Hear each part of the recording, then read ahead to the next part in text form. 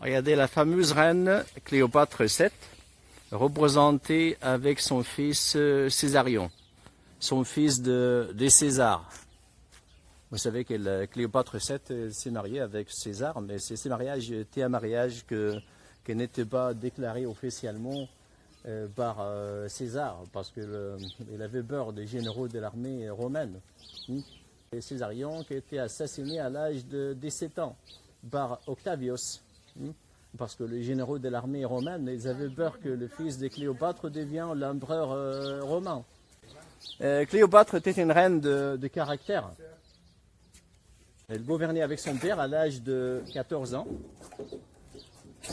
Et après la mort de son père, c'est elle qui est montée sur le trône. Et elle a assassiné son frère et sa sœur pour garder son trône.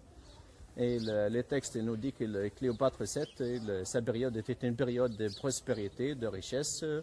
Et il était aimé par les Égyptiens malgré le fait qu'il dépensait 50% de revenus de l'Égypte sur ses dépenses personnelles.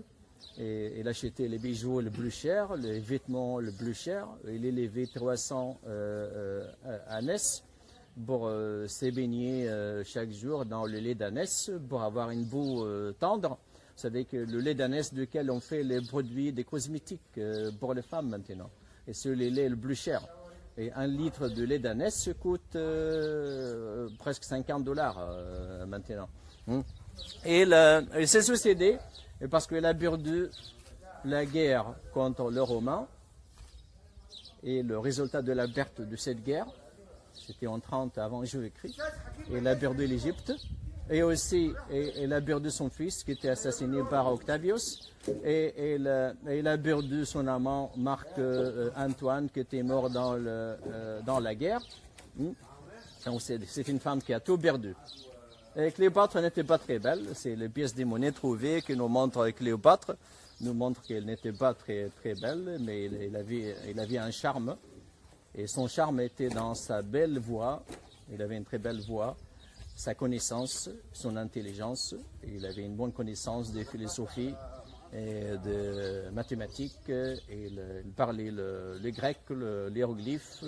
Il s'est suicidé comment? Avec le cobra. On pensait pendant une centaine d'années qu'il était assassiné par un cobra. Mais les analyses récentes, elles disent qu'il était assassiné par la vipère à cornes. La vipère à cornes. Le texte qui décrit la mort de Cléopâtre, il dit que son corps est devenu très pâle après sa mort. Et les spécialistes ils disent que c'est la vipère à cornes. Quand elle meurt de quelqu'un et elle meurt, son corps devient très pâle après la mort. Mais quand le cobra mort de quelqu'un, son corps après la mort devient vert, un peu vert.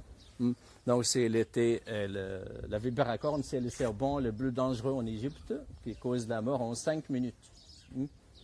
C'est le deuxième dans le monde, après le mont Bavère.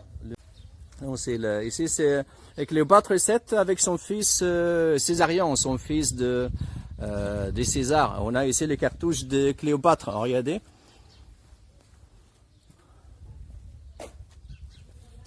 Donc, le premier cartouche à droite, c'est prononcé Cléopâtre, mais le deuxième qui est à gauche, c'est Ptolémée. Donc, il était considéré comme un Ptolémée. Mais son deuxième nom, c'est Cléopâtre.